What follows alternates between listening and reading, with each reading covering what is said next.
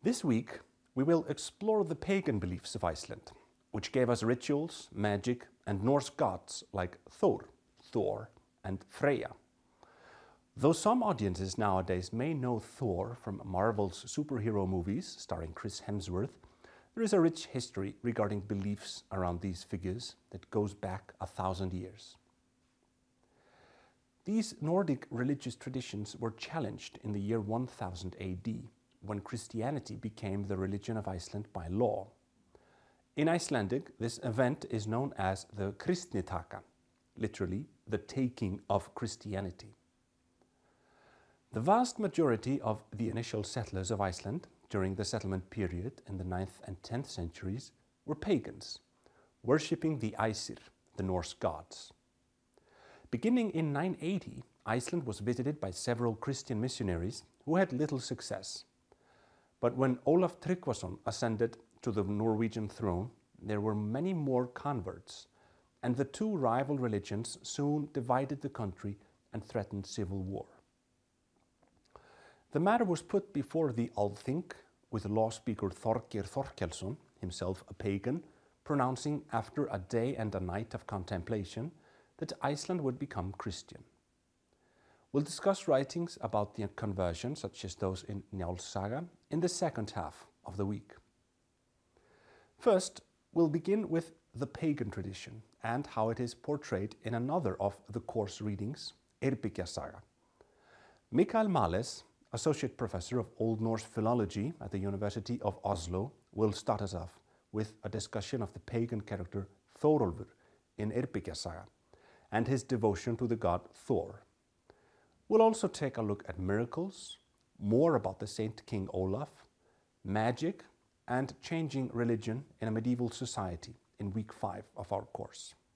Early on in Eyrbyggja Saga, we find this detailed description of a pagan temple, which is not so common in the Icelandic sagas. And what's striking about the episode is that it includes a comparison with Christian elements. The author uses the architecture of a Christian church to kind of explain his portrayal of this pagan temple. So is this method in any sense typical for the relationship between paganism and Christianity in the Icelandic sagas? I think it may be, but it is often hard to say because of the show-don't-tell style of the sagas.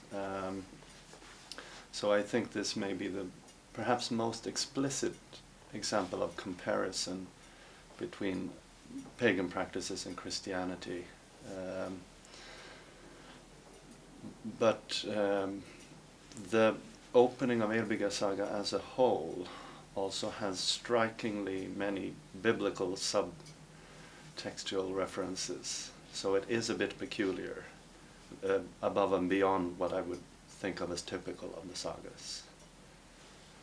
You have found similarities between this temple in Eyrbyggja Saga, the temple of Þórólfur, and the Oseberg ship burial, which is a well-preserved Viking ship in Norway, which was excavated at the start of the 20th century.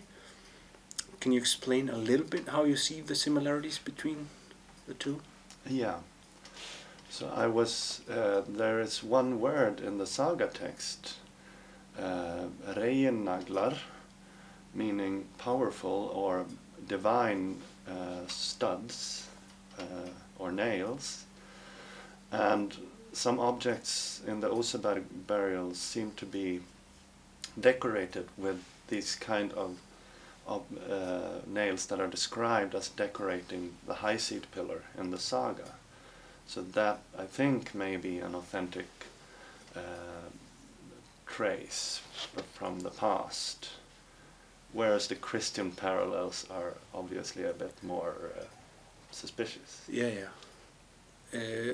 There is one pagan god in particular that's kind of looming the landscape in Eyrbyggja Saga, and that's Thor, the thunder god. He's the, well, Þórólfur is fascinated by him, and the other settlers as well. The region is named after him and called Þórsnes. What's so special about Thor? Why is he why is he such an important figure among the settlers? It is of course hard to tell what was so important about him historically at the actual time of settlement, but apparently that was the case, as we can see from the name of the peninsula. And maybe there is a connection. Thorolfur actually has that name containing Thor. Yeah, he's originally called Hrolfur, right? And he adds the Thorolfur. Yes, according to the saga, but Yeah. the name Thorolfur comes from Thorulfur. Mhm. So that's probably a Christian later projection onto Yeah. his name. Okay. But nonetheless, he has that name with Thor in it. And I think from a later perspective of the author, Thor might have been a good choice, partly because that's the name of the character and the peninsula, but partly because we know he was also used in a Christian context as an allegory for God fishing for Leviathan and Thor fishing for the Midgard serpent. So he was useful both in pagan and Christian times, and that is probably what is going on in the saga, I think. So that might have been a connotation that was active in the 1200s when the saga is written down?